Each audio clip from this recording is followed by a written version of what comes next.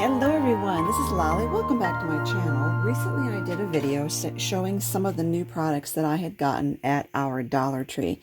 One of them was this Crafter's Square liquid adhesive, and I wanted to test it out on video. So we have, it says it's perfect for embellishments, wood, plastic, leather, paper, cardboard, and trims. So let's just see. Let's see how many of those objects I can get onto one project. Now, okay, it's pretty light. I can see by the light that it's filled up to about here. Does it say? Yes, it's 1.2 ounces or 36 milliliters. So for $1 though, that's not too bad. Now it looks like I need to poke a hole in here. So let's see. There we go. So let's play with this cardboard. I just cut this off of a tissue box, and I thought that we'll start there. Let's use this paper from Bo Bunny, and it is called 36 Pages of Faith Collection. And I got it on clearance for $1.50. Let's see what we have here. It's nice thick paper. Okay, let's just grab something and start playing around without overthinking everything. So 4 1/4, 4 1/2. My two cutters seem to measure in different sizes. Have you noticed that about different trimmers that you have? Okay, it's easy to squeeze. The tip works pretty well. It comes out nice. Seems a little on the runny side, you know, as opposed to some of the thicker glues.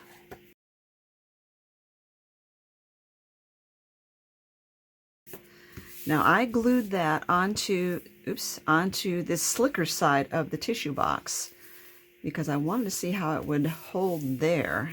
So I notice it's sliding around. It's not gripping immediately, in other words. Okay, so now let's glue paper to paper.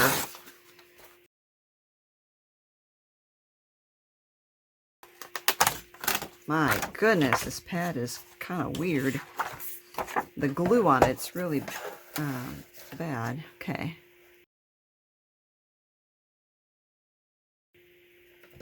Oops.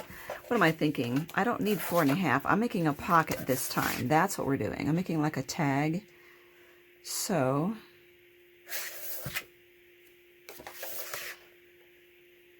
I'll just cut this at 2 1/2. It doesn't matter. I'm just testing the glue, so I'm not really particular about what I'm making right now. Okay, so we are going to glue paper to paper. And now that we don't have a slick surface to adhere this on, I want to see how fast this sets up, you know, and the movability of it once you put it down.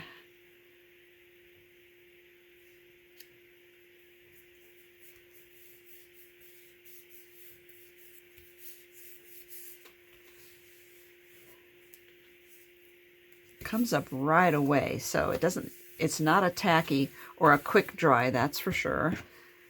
I'm looking in the lid now. There's a little tiny bump in there, like it goes inside the hole of the lid, so it doesn't get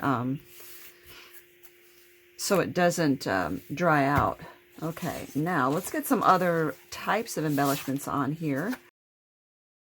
Now I want to use something like some kind of trim because it said trim, so I want to use something. I have some words here I want to maintain though, so let me go below those. Okay, normally I would use Fabri-Tac to glue the rickrack on. Let's see what this is like. One of the reasons that I like Fabri-Tac is that it sets up so quickly. I don't think this will.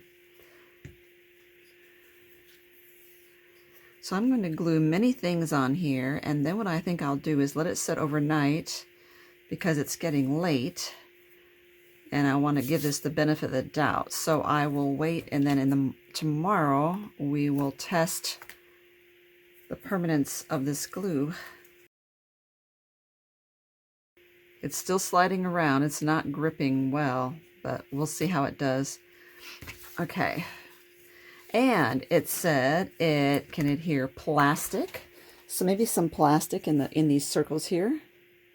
Okay, I have these, which are flat back embellishments. Well, let's try them.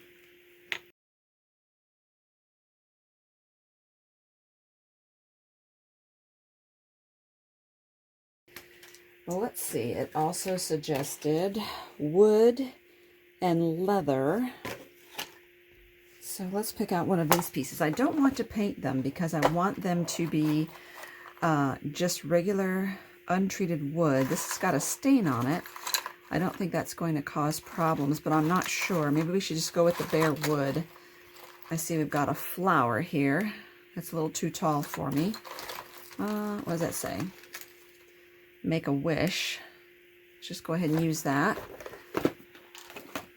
Okay. I don't have any pieces of leather that I can test out.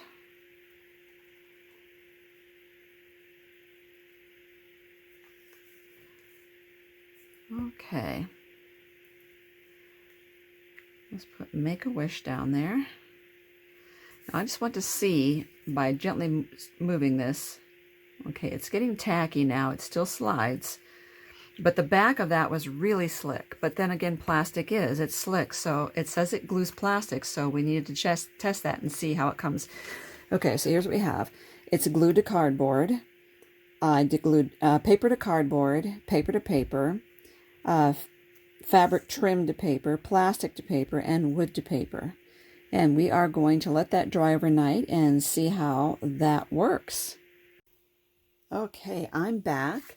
So it's been over 12 hours. I see that it's a little curved, but that happens often when I'm gluing paper onto cheap cardboard. So just wanted to check that out. Let's zoom in a little bit.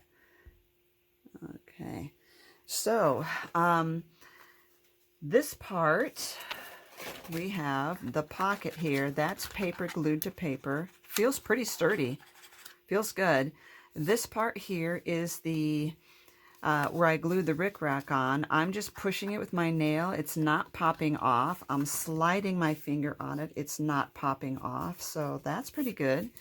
These plastic ones, that one slid off really well, and that one slid off really easily. And the wood is nice and firm on there. So basically, the items that were the shiny plastic on the back were a no-go on this. They were not adhering, but I really wouldn't have expected that anyway, because there's nothing for it to get a hold of. It's no what we call no tooth on it. It's too slick. So I was really surprised when it said that it could glue plastic. I see my shiny glue underneath here.